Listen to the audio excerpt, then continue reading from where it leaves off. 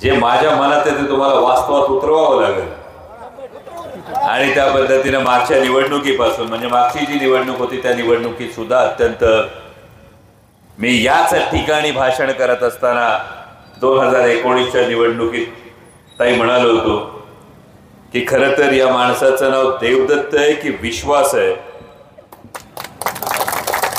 त्या पद्धतीने ज्यांनी हा विश्वास 2019च्या ही निवडणुकीत तितकाच सांभाळला, तोलामोलानं जपला आणि 2024च्या निवडणुकीमध्ये जेव्हा भले भले मनात इमले बांधत होते तेव्हा ते सगळे भले भले इमले उद्ध्वस्त करण्यासाठी ज्यांनी ताकद लावली, इतर सगळ्यांना तुम्हाला सोबत घेऊन ज्यांनी आंबेगाव तालुक्यामधला हा एक इतिहास दाखवला। असं काय म्हणतात, एखादी घटना घडते तेव्हा त्या घटनेच्या गर्भात उद्याचा भविष्यकाळ असतो आणि त्या पद्धतीचं जी लीड दाखवून दिली ते होय भावी आमदार देवदत्तजी निकम साहेब।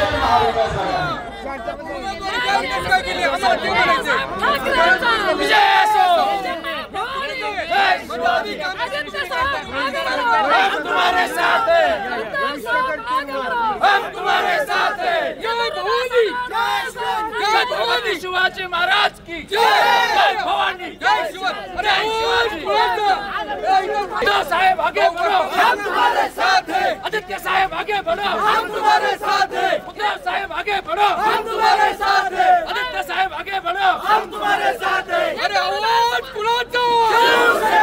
उद्धव साहेब ठाकरे यांचा सम्राट बाळासाहेब ठाकरे यांचा भवानी जय शिवाजी।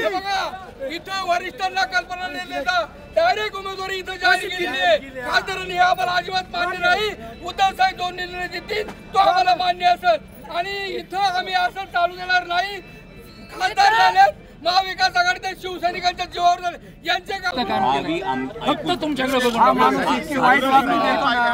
आमची बदनामी केली बैलगाडा घाटाचा बोले साहेब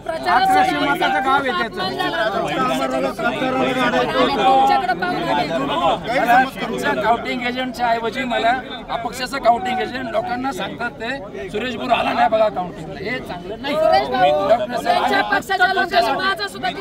तुमच्यासाठी गप्पा राहिला म्हणजे कोणाला देऊ आम्ही त्या माणसाचं काम करणार नाही। शिवसैनिक आपण सेपरेट मीटिंग एवढी वाईट आम्ही अंतर्गत वाद दाखवले ना आमच्या किती ठिकाणी अपमान झाला तरी आम्ही बोलले सर शिवसैनिकांनी आम्हाला काम केलं, शिवसैनिकांनी उठवलं आम्हाला, आम्ही उठवत नव्हतो डॉक्टर साहेब। तो काय मत तुम्हाला माहिती आहे ना पुढे समोर असायचे काही काम नाही केलं फोटो शिरूर लोकसभेचे नवनिर्वाचित खासदार डॉक्टर अमोल कोल्हे यांच्या सत्कार समारंभासाठी आज मनसर या ठिकाणी मिरवणूक आणि सभा ठेवलेली होती। या ठिकाणी आम्ही आमचे सहकारी राजाभाऊ बानखेले ज्यांनी 2019ला विधानसभा लढवली, 60,000 मतदान विधानसभेला आंबेगाव विधानसभामध्ये झालं। आता या ठिकाणी आम्ही बैठकीमध्ये आम्ही जाहीर केलं, डॉक्टरांना आम्ही विनंती केली की तुम्ही लोकसभेला खासदार झालात, आंबेगाव तालुक्यातून तुम्हाला 93,000 मतदान झालं आणि या 93,000 मतदानामध्ये राजाभाऊंना विधानसभेला 60,000 मतदान पडलेलं होतं। 93,000तून 60,000 जर मतदान वजा केलं तर यांचं मतदान 33,000। त्याच्यामध्ये काँग्रेस, त्याच्यामध्ये आम आदमी पार्टी, त्याच्यामध्ये कम्युनिस्ट पार्टी, त्याच्यामध्ये इतर बाकीचे घटक पक्ष हे त्याच्यामध्ये 33,000मध्ये आहेत आणि जवळपास 60,000 मतदान या मतदारसंघामध्ये शिवसेनेचं आहे। त्यामुळे या मतदारसंघावर शिवसेनेचा हक्क हा प्रभावीपणे आणि अतिशय अग्रगण्याने आहे। आम्ही त्यांना विनंती केली, त्यांना म्हटलं डॉक्टर साहेब तुम्ही आमचा विचार करा या ठिकाणी शिवसैनिक राजाभाऊंनी देखील जाहीर केलं की आंबेगाव तालुका आंबेगाव विधानसभेमध्ये शिवसैनिकाला तुम्ही आमदार करा आणि यासाठी तुम्ही जाहीर करा अशा प्रकारे। तर हे सगळं होत असताना त्यांनी गालातल्या गालामध्ये मिश्किलपणे डॉक्टर हसले आणि नंतर त्यांनी डायरेक्ट त्यांच्या भाषणामधून देवदत्त निकम यांना भावी आमदार अशा प्रकारची उपाधी दिली। पहिल्या दिवसापासून आम्ही या ठिकाणी प्रचारामध्ये आक्रोश मोर्चापासून सगळे सहभागी झालेलो आहोत। निवडणुकीच्या काळामध्ये देखील आम्हाला अतिशय वाईट अनुभव आले। त्यांना पोलिंग एजंट मिळत नव्हते, त्यांना कार्यकर्ते ज्यावेळेस सभेला यायचे आम्हाला प्रचार साहित्य देखील त्यांनी दिलं नाही। त्यांचे तुतारीचे स्कार्फ आम्ही आमच्या कार्यकर्त्यांच्या गळ्यात घालायचे, ते त्यांच्या घोषणा द्यायचे, बाकीचे ते निकमांची घोषणा द्यायचे, तरी सुद्धा आम्ही या ठिकाणी डॉक्टर अमोल कोल्हेंना खासदार करण्याचा चंग बांधलेला होता। आणि शेवटपर्यंत पूर्ण पुणे जिल्ह्यातील सगळे शिवसैनिक आमचे एकजुटीने त्यांनी काम केलं। शिवसेनेचा आदरणीय पक्षप्रमुखांचा आदेश होता, राष्ट्रवादी काँग्रेसच्या कार्यकर्त्यांच्या 2 पावलं पुढे जाऊन तुम्ही काम करा, आणि आम्ही ते प्रामाणिकपणे सगळ्यांनी काम केलं। पण ज्या पद्धतीने आता डॉक्टर अमोल कोल्हे यांनी देवदत्त निकम यांना भावी आमदार म्हणून त्यांना पुढच्या याच्यासाठी शुभेच्छा दिल्या, तर हे आम्हाला शिवसैनिकाला बिलकुल मान्य नाही, आम्हाला हे पटलेलं नाही। डॉक्टर अमोल कोल्हे यांनी हा जो मांडलेला विचार हा पूर्णपणे चुकीचा आहे, शिवसैनिकाला तो कदापि मान्य होणार नाही आणि त्याचा परिणाम हा पूर्ण शिरूर लोकसभेला होईल असं मला या ठिकाणी वाटतं। काल आदरणीय पक्षप्रमुख उद्धव ठाकरे साहेब आदरणीय पक्षप्रमुख उद्धव ठाकरे साहेब यांची आमची बैठक झाली। डॉक्टरांनी देखील आम्हाला एक मिनिट पक्षप्रमुख साहेबांनी माननीय उद्धव ठाकरे साहेबांनी आम्हाला सांगितलं, तुम्ही मतदारसंघाचा सर्वे करा, ज्या ठिकाणी ज्या मतदारसंघामध्ये शिवसेनेचं मतदान जास्त आहे अशा ठिकाणी शिवसेनेला आपल्या जागा घ्यायच्या आहेत, त्यामुळे तुम्ही आग्रही राहा। आणि असं असताना या डॉक्टर साहेबांच्या बद्दल आम्हाला आदर आहे, परंतु त्यांनी जी आता जी घोषणा केली ती शिवसैनिकांना पटलेली नाही, आम्हाला ते मान्य नाही। या ठिकाणी शिवसेनेचाच उमेदवार मिळावा यासाठी आम्ही आग्रह पक्षाकडे धरणार। डॉक्टर कोल्हे साहेब, आम्हाला आपली विनंती कळकळीची, तुम्ही ज्या पद्धतीने देवदत्त निकम यांची उमेदवारी जाहीर केली ते आम्हाला शिवसैनिकाला बिलकुल पटलेली नाही, त्यामुळे हे मान्य देखील नाही।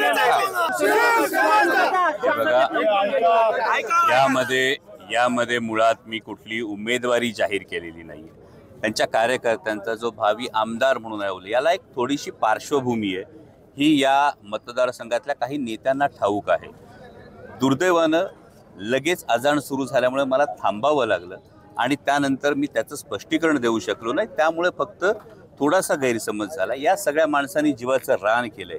मी भाषणातही त्याचा उल्लेख केला की जर शिवसैनिक या पेशानं लढला नसता तर ही निवडणूक शक्य नव्हती। हे केवळ आंबेगावमध्येच नाही तर हे जुन्नरमध्ये झालेलं आहे, आंबेगावमध्ये झालेलं आहे, खेडमध्ये झालेलं आहे, भोसरीमध्ये झालेलं आहे, आणि यामध्ये उमेदवारी जाहीर करण्याचा मला कोणताही अधिकार नाही याची मला पूर्ण कल्पना आहे।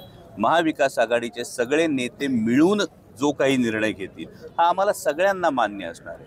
केवळ एक सभ्यता, राजकीय सभ्यता म्हणून अजाणसाठी जे थांबावं लागलं, या थांबण्याच्या पॉजमध्ये हा गैरसमज तयार झालेला आहे। कारण त्यामुळे पावसाच्या रिपरिपी मला पूर्ण त्याच्या संदर्भात बोलण्याचं जे होतं की हे बोलल्यानंतर हे बोलण्याच्या मागे एक पार्श्वभूमी, याच्यामध्ये मागे एका बैलगाडा घाटामध्ये जो उल्लेख केला होता त्यानंतर नेमका काय किस्सा घडला होता, हा किस्सा खरं तर सांगायचा होता, परंतु लगेच अजाण सुरू झाली त्यामुळे मी थांबलो।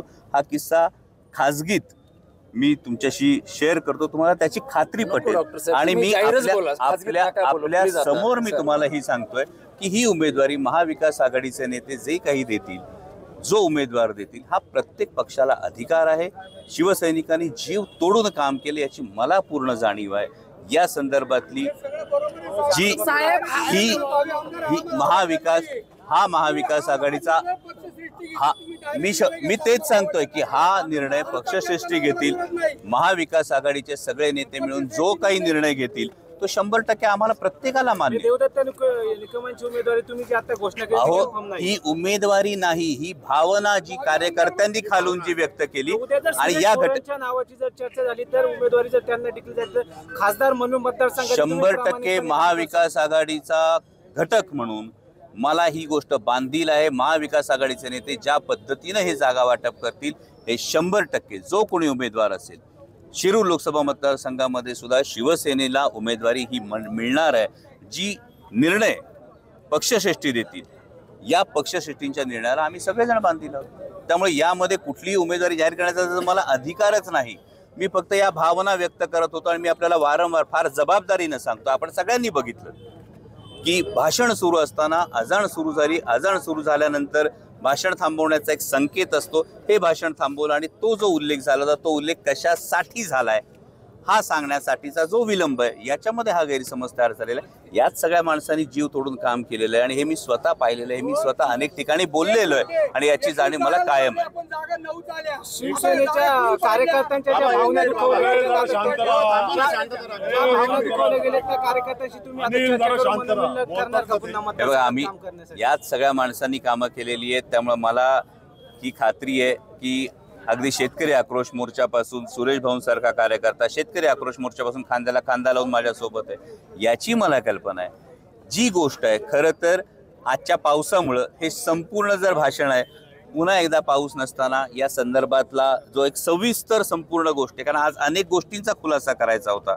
परवा झालेल्या सभेमध्ये अनेक प्रश्न विचारण्यात आले, त्यातल्या अनेक प्रश्नांचा खुलासा करायचा होता आणि केवळ मी वारंवार जबाबदारीनं सांगतो मध्ये जो एक पॉज गेला, अजाण सुरू असल्यामुळे जो एक पॉज गेला यामध्ये त्याचा खुलासा करायचा राहून गेलाय.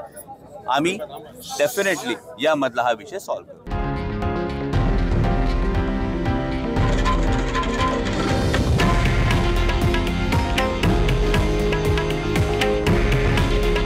हे आहे देशातील नंबर 1 न्यूज नेटवर्क आणि आपण पाहत आहात TV9 मराठी. काळजी तुमची, हित महाराष्ट्राचं.